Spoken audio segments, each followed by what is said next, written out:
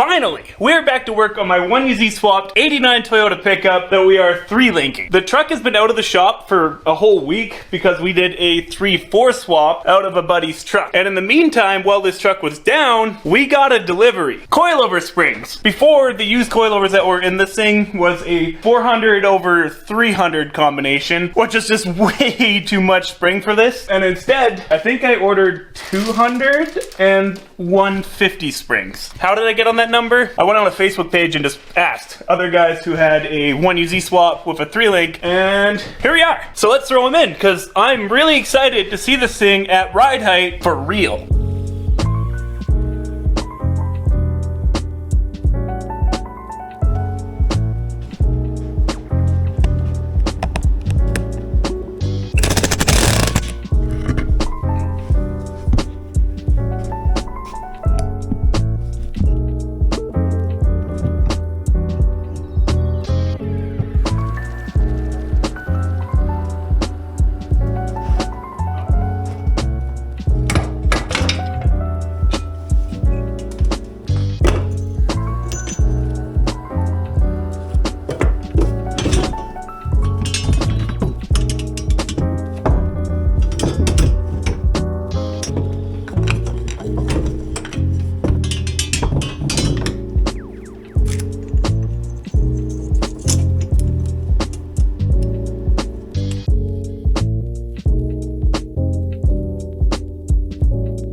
In case you're wondering what brand springs I ended up going with, I kind of just shopped around and found the best deal. These are Summit Racing branded springs. It says made in USA right on it, and at $60 a piece, I mean, I don't think you could go wrong.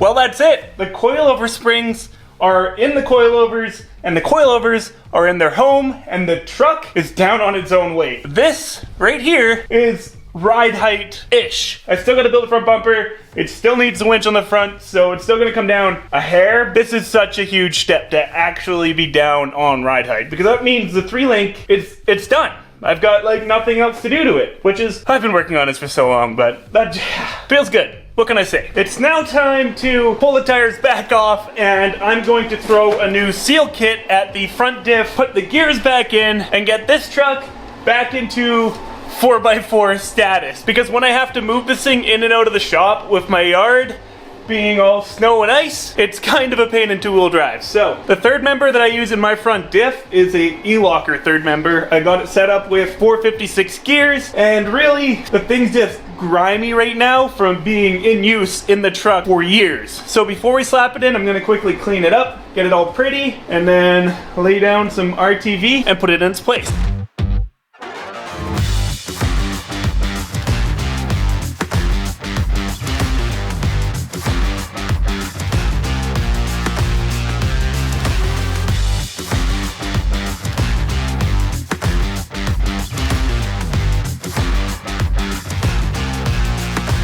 Quickly after starting to clean this thing, I realized that the grime was really thick, and just simply wiping it off with some brake clean and a rag wasn't gonna cut it. So I took out the wire wheel, cleaned the whole diff with the wire wheel, and then was like, you know what?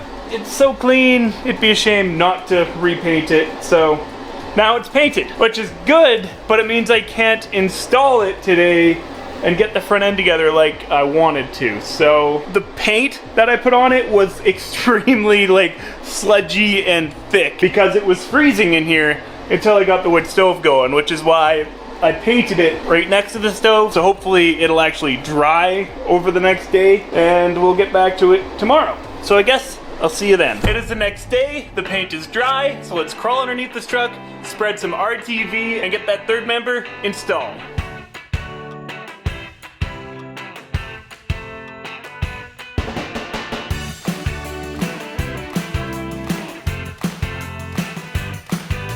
If you guys are interested in how I retrofit E-lockers into non-E-locker diffs, I do have a video for that. I'll link it in the video description down below. It's time to peel the tires off, blow the hubs apart, and start fully assembling this thing.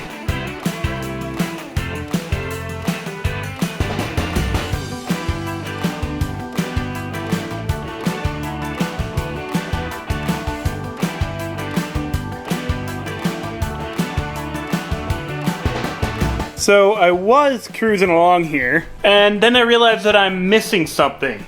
The split ring that goes behind the knuckle with the wiper seal back there. I don't got it. I think I threw it away, because if you buy the trail gear kits, it comes with brand new ones. If you buy these Yukon kits, they want you to reuse your old ones. And I think I just completely forgot or blanked. I don't know. I threw it in the garbage, I'm pretty sure. And I was at a standstill until I remembered I got an arc droid over in that corner. So let's try to make one.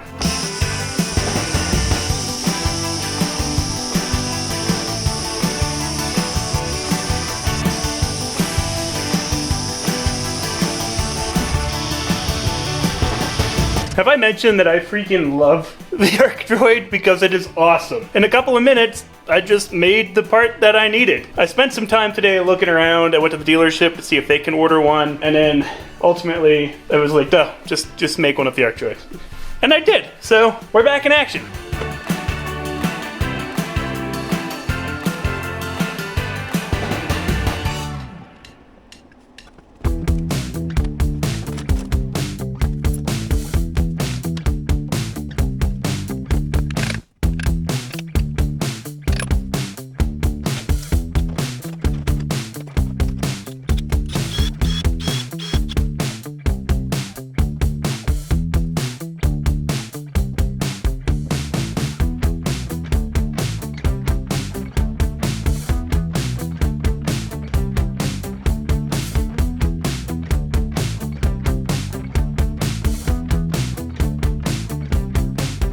Unfortunately, we didn't have a lot of time to work on this thing in this week's episode.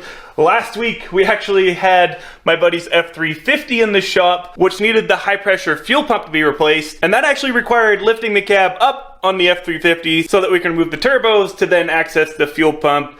Anyways, ate up a bunch of time for working on this thing, but that's okay. Anyways, guys, Merry Christmas, Happy New Year, and I'll see you in the next one. Peace.